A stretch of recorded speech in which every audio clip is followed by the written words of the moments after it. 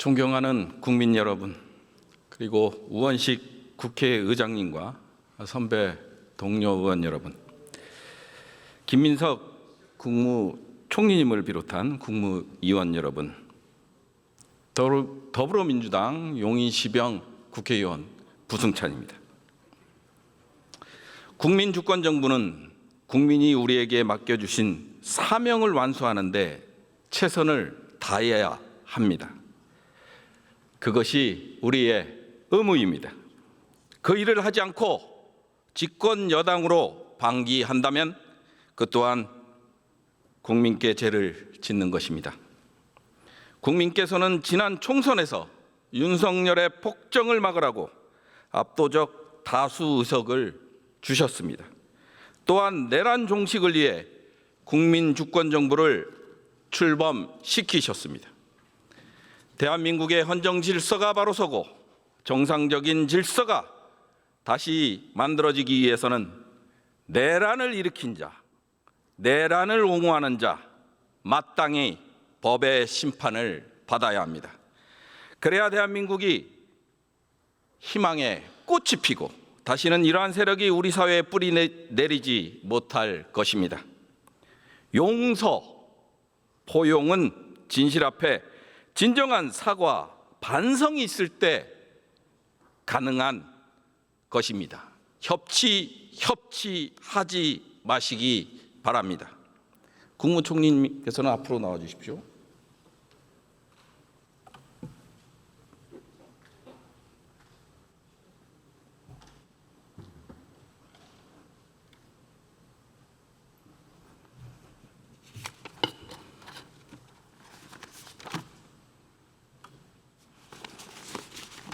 예, 총리님 국정 운영하시느라 그리고 훼손된 민주주의를 복원시키시느라 고생이 많으십니다. 한 가지 여쭈고 싶은 게요. 대법원장은 어떤 자세여야 합니까? 총리님께서 보시기에 대법원장은 어떤 자세를 가져야 합니까? 글쎄요, 너무 갑작스러운 말씀이어서 저도 조금 어떻게 말씀드려야 될까 싶습니다만은 법관 일반으로 말씀드리면 예. 첫째는 주권자인 국민을 섬기고 받드는 자세, 두 번째는 그러면서 다루는 법의 원칙을 충분히 지키면서 충실히 지키면서 불편부당하고 공정하게 여러 가지 일들을 집행해 나가는 그 두 개가 기본이라고 생각합니다. 국민 주권과 법치 두 가지가 제일 중요한 마음에 담고 있어야 할 자세겠죠. 만일 그 자세를 갖지 않는다면 대법원장으로서 자격이 없는 거겠죠? 어려우십니까? 갑자기 가정법으로 질문 주셔서. 예. 아니, 법관의 자세, 총리님께서 말씀하신 그 자세를 견지하지 못하면 대법원장으로서 자격이 없는 거 아니겠습니까? 법관의 마음가짐과 자세를 지키지 못하면 법관으로서의 자격이 없다 이렇게 네. 볼 수 있겠죠. 제가 왜 이 질문을 드리냐면요. 조희대 대법원장이 이름값을 한 희대의 제보 내용을 접했기 때문입니다. 이미 인지하고 계실 수도 있는데 헌재에서 대통령 파면이 결정이 이루어지고 3일 후인 4월 7일경에 한덕수, 정상명, 김춘식 그리고 조희대 대법원장이 만났다는 제보가 있었습니다. 함께 자리했던 인물 면면도 놀랍지만 조희대 대법원장의 발언 내용은 가히 충격적입니다. 물론 제보 내용이긴 합니다. 그날 점심 식사 자리였는데요. 이 모임 자리에서 조희대 대법원장이 무슨 얘기를 했냐? 이재명의 사건이 대법원에 올라오면 대법원에서 알아서 처리한다 라고 했다고 합니다. 저희가 이제 PPT를 녹취를 풀어서 한 얘기인데요. 이 발언을 윤석열에게도 했다고 하는 제보가 있었습니다. 아까 총리님 말씀대로 법관은 공평, 무사하고 청렴해야겠죠? 그리고 공정성과 청렴성을 위반했을 때는 당연히 법관으로서 자질이 없는 것입니다. 이 제보 내용이 사실이라면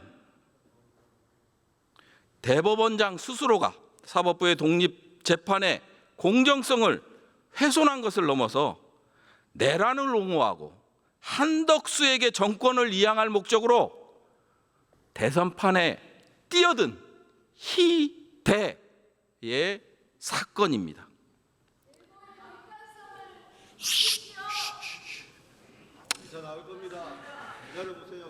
사법부의 신뢰가 무너졌다고 보여집니다. 본인은 조희대 대법원장을 위해서라도 수사가 이루어져야 한다고 생각하는데 총리님께서는 어떻게 생각하고 계시는지요? 글쎄요, 저도 기사로는 얼핏 봤습니다만은 제가 뭐 직접 듣지는 못했습니다. 글쎄요, 워낙 충격적인 내용이어서 사실은 저도 그랬는데요. 사실이라면은 뭐 그 치명적인 상처 내지는 국민들의 신뢰에 상처를 주는 내용이겠죠. 그래서 글쎄요, 제가 이거 사실이라면 이렇게 가정하기보다도 진위가 정확히 밝혀지는 것이 좋겠다 하는 생각이 드네요. 저희가 5월 1일 날 이재명 사건 회부 9일 만에 유죄 취지로 파기환송된 거 아시죠? 대법원 창립 이래 이런 일이 없습니다. 9일 만에. 근데 파기환송하자마자 그 소식을 들은 한덕수가 어떤 짓을 했습니까? 대선에 나가겠다고 선언을 합니다. 우연이라고 치기에는 너무도 합리적인 의심이 들지 않습니까? 이런 점들을 고려해서 반드시 조희대 대법원장도 수사해 주길 바랄 겁니다. 억울하면. 그래서 반드시 수사를 해야 된다라는 생각을 가지고 있습니다. 같은 생각이시죠? 제가 뭐 거기 지금 답하기는 조금 적절치 않은 것 같고요. 지금 말씀하신 내용이 사실이라면은 뭐 저뿐만 아니라 국민적으로 굉장히 충격이 되고 또 사법부에 대한 신뢰에 상처가 되는 일이기 때문에 진위가 명확하게 밝혀지는 것이 낫겠다 하는 생각이 지금 말씀을 들으면서 들었습니다. 예, 총리님 다른 주제로 넘어가 볼게요. 내란 종식과 관련돼서 좀 여쭤보고 싶은 게 있습니다. 12.3 내란 수사 잘 되고 있다고 보십니까?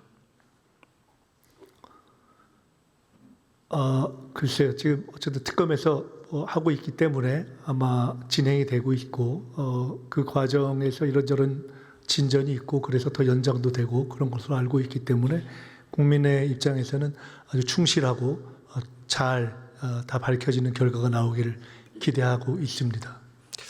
내란 특검이 267명이 투입됐습니다.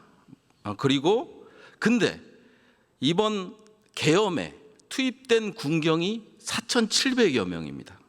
이 방대한 사건을 정해진 기간 내에 처리하자니 진상 규명 그리고 책임자 기소 제대로 이루어질지 저는 약간 의문스러움을 갖고 있거든요. 지금까지만 보더라도 내란 특검과 검찰에서 겨우 22명을 기소했습니다. 내란 우두머리 혐의로 윤석열을 기소했고요. 내란 중요 임무 종사자로 민간인 9명, 군인 12명을 기소했습니다. 제가 한 가지 사례를 갖고 왔는데요. 2021년 공군 성폭력 피해 사건 아시죠? 네. 이모 중사 사건. 이때 군검찰과 특검이 동시다발적으로 수사를 진행해서 23명을 기소했습니다.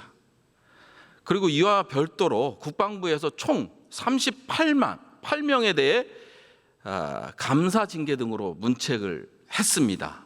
다 단일 사건이었습니다. 근데 이 사건 이후에도 피해자 가족은 수사 결과에 납득하지 못하고 있습니다. 지금까지도. 그래서 왜 제가 이 자리에서 2021년 그 성폭력 사건을 언급하시는지는 아실 거라 믿습니다. 12산 내람은 아시겠지만 국기문란 사건입니다. 헌정 질서를 유린한 사건입니다. 근데 모두가 다 특검의 입만 바라보는 것 같아요. 이 중대한 사건에 정부는 과연 무엇을 하고 있느냐, 이런 우려가 있습니다. 그냥 특검에서 기소되지 않으면 처벌되지 않는 이런 방식으로 가서 되겠습니까? 지금 현재 내란의 기획자들, 동조자들이 버젓이 아무 일 없었던 것처럼 제자리를 지키고 있습니다. 그래서 정부 차원에서의 역할이 필요하다. 특검과 더불어. 총리의 생각은 어떠신지요? 총리가 되기 이전에 개인적으로는 과연 이 내란의 장성들이나 책임자 그 외에 실제로 기획과 관련된 실무자들을 밝혀낼 수 있을까라는 문제의식을 가졌던 적이 있습니다. 또 그 당시에 생각했던 문제의식을 한 가지 말씀드리면, 과거 다른 나라의 무슨 전범 재판이라든가 이런 경우를 볼 때 이런 사안은 과연 시한이 있어야 하는가 라는 문제의식도 가졌던 적이 있습니다. 그러나 현재로서는 특검이 진행되고 있기 때문에 특검에서의 결과가 나오는데 우선 최선을 다하는 것이 좋고, 정부로서는 그것을 지켜보고 있다, 이렇게 말씀드리겠습니다. 예, 알겠습니다. 총님 들어가셔도 좋겠습니다.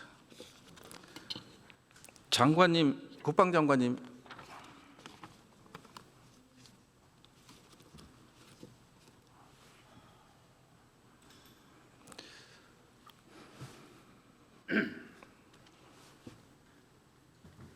네, 국방장관입니다. 그 오산 압수수색 있잖아요. 그렇습니다. 제가 오산에서 7년을 근무했어요. 네, 이게 압수수색이 미측 관리 지역에 들어간 게 아닙니다. 그렇습니다. 예. 한측 관리 지역하고 미측 관리 지역 분리되어 예, 있습니다. 분리돼 있습니다. 요거를 명확히 국민의힘 그 지리자들이 잘 이해를 못하는 것 같아요. 한측 단독 예, 관리 지역이고 예. 미측과 분리되어 있습니다. 예. 제가 장관님께 네, 방첩사령부에 대해서 잠깐 여쭤볼게요. 그 방첩사령부 인원들이 최다 18명이 뭐 아시겠지만 내란국조 특위 증인으로 채택되었었습니다. 알고 계시죠? 네, 알고 있습니다. 근데 김대우 수사단장을 제외하고는 누구도 기소된 사람이 없어요. 그렇죠? 지금 분리조치되어 있고 지금 조사를 받고 있는 중입니다.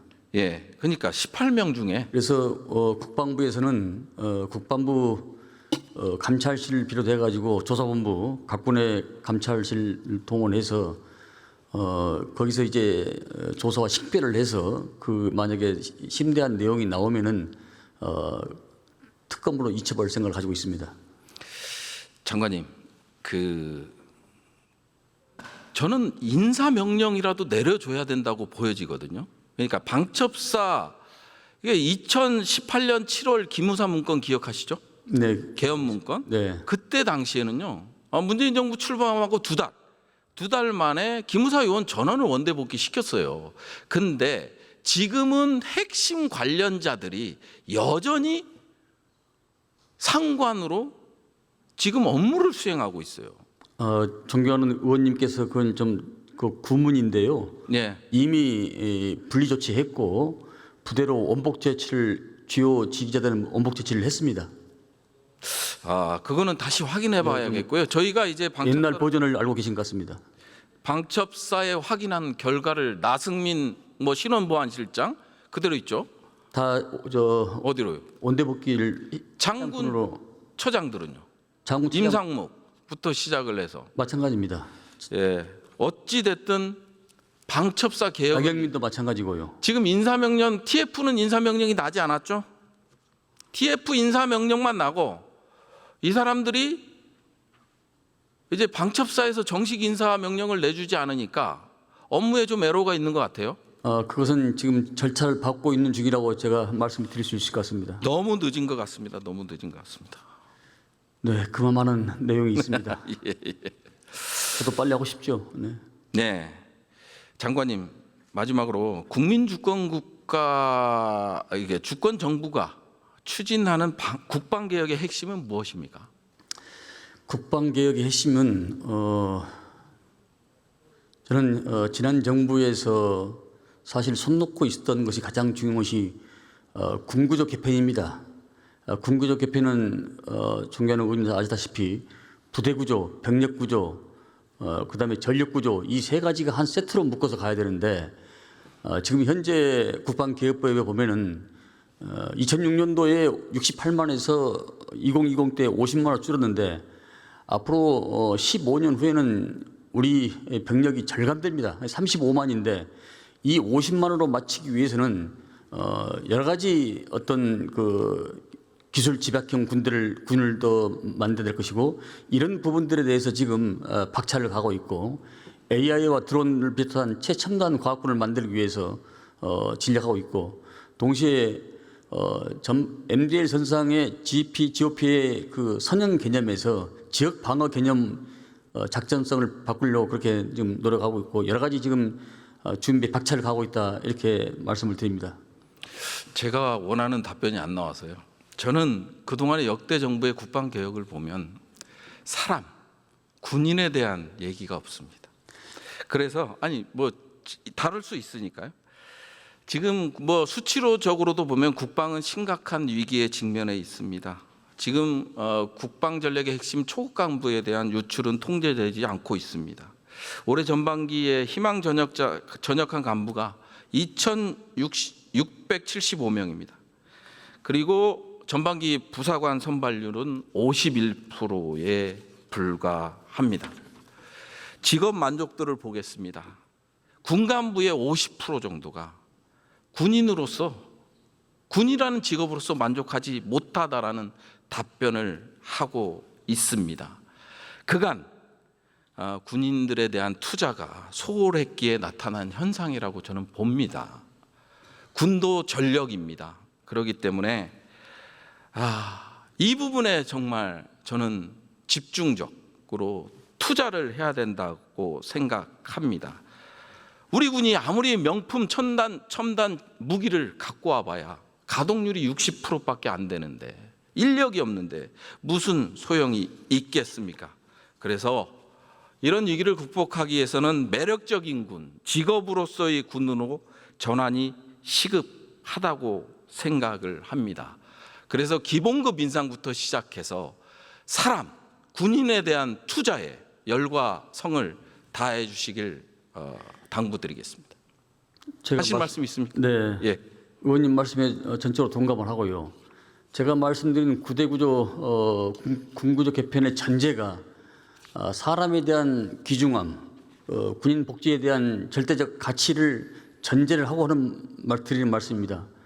최근 일련의 현상들을 보면은 우리 군에 대한 군인 스스로에 대한 어떤 사명감, 결여 이런 것들이 많이 식별됐기 때문에 초급 간부 이탈, 중견 간부 이탈, 또 병사 월급이 상대적으로 이렇게 폭등을 하면서 상대적 박탈감 이런 것들이 전반적으로 복합적으로 나오는 요소라고 생각하기 때문에 초급 간부와 중견 간부 복지 향상과 정규 여건을 고려해서 많은 집중적 투자와 또 노력을 할 생각을 갖고 있기 때문에 국방에서도 또 의원님도 많은 지지와 응원을 해주시기 바랍니다. 예, 감사합니다. 들어가셔도 좋습니다. 네.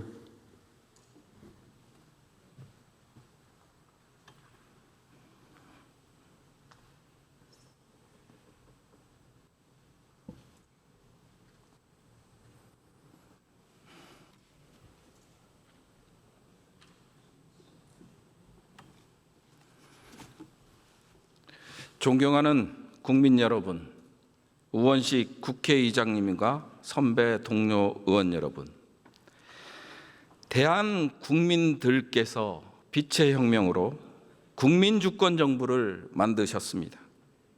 하지만 여전히 어둠 속에서 내란 잔당들이 암약하고 있습니다.